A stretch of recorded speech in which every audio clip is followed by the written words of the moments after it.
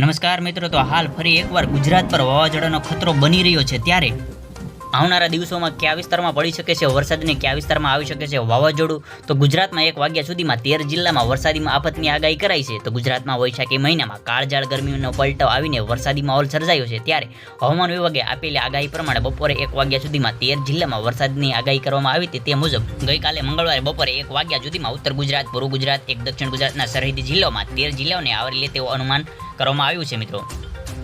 તો મિત્રો, તે પછી જોઈએ તો હવામાન વિભાગની આગાહી પ્રમાણે વાત કરીએ તો હવામાન વિભાગની આગાહી પ્રમાણે આજે 14/5/2024 બપોરે 1 વાગ્યા સુધીમાં ઉત્તર ગુજરાત, પૂર્વ ગુજરાત અને દક્ષિણ ગુજરાતના 11 જિલ્લાઓમાં વરસાદ પડવાની આગાહી કરવામાં આવી છે.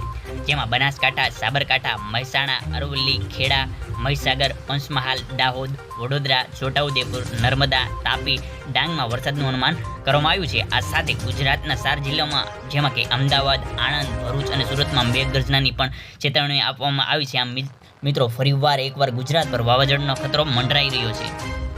તો મિત્રો, હવામાન વિભાગની આગાહી પ્રમાણે રાજ્યના હવામાનમાં પલટો આવ્યો છે અને રાજ્યના ઘણા વિસ્તારોમાં આંધી વંટોળ સાથે ધોધમાર વરસાદ બાદ આજે સાંજે અમદાવાદ શહેરના વાતાવરણ પણ પલટો જોવા મળ્યો છે. તો શહેરમાં આંધી વંટોળનો માહોલ છવાયો છે, ત્યારે ધૂળની ડમરીઓ ઉડતા વાહન ચાલકોને મુશ્કેલીનો સામનો કરવો પડી રહ્યો છે. સાથે જ સાંજના સમયે અંધારું છવાયું હોય તેવું વાતાવરણ જોવા મળી રહ્યું છે. રાજ્યમાં છેલ્લા 10 કલાકમાં રાજ્યના 5 જિલ્લામાં વરસાદ નોંધાયો છે. રાજ્યના 3 જિલ્લામાં 1 ઇંચ વરસાદ પડ્યો છે. તો બોટાદ, નવસારી, વાસદમાં અને 1 ઇંચ વરસાદ પડ્યો છે અને ભાવનગરના ઉમરાળામાં 1/2 ઇંચ વરસાદ અને ઈડર તથા વઘઈમાં પણ 1/2 ઇંચ વરસાદ ખાબક્યો છે.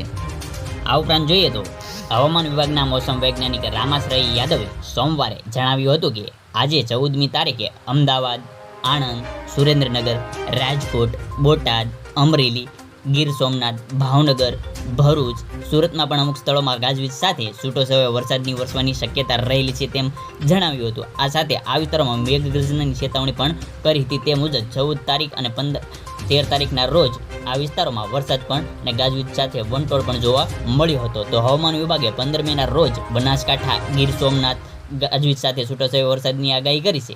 આ સાથે બનાસકાંઠા અને ગીર સોમનાથમાં છૂટોછવાયા સ્થળોએ વરસાદની આગાહી કરી છે. તો આ ઉપરાંત જોઈએ તો 16 મેના રોજ માત્ર બનાસકાંઠામાં જ છૂટોછવાયો ગાજવીજ સાથે વરસાદ વરસવાની આગાહી કરાઈ છે.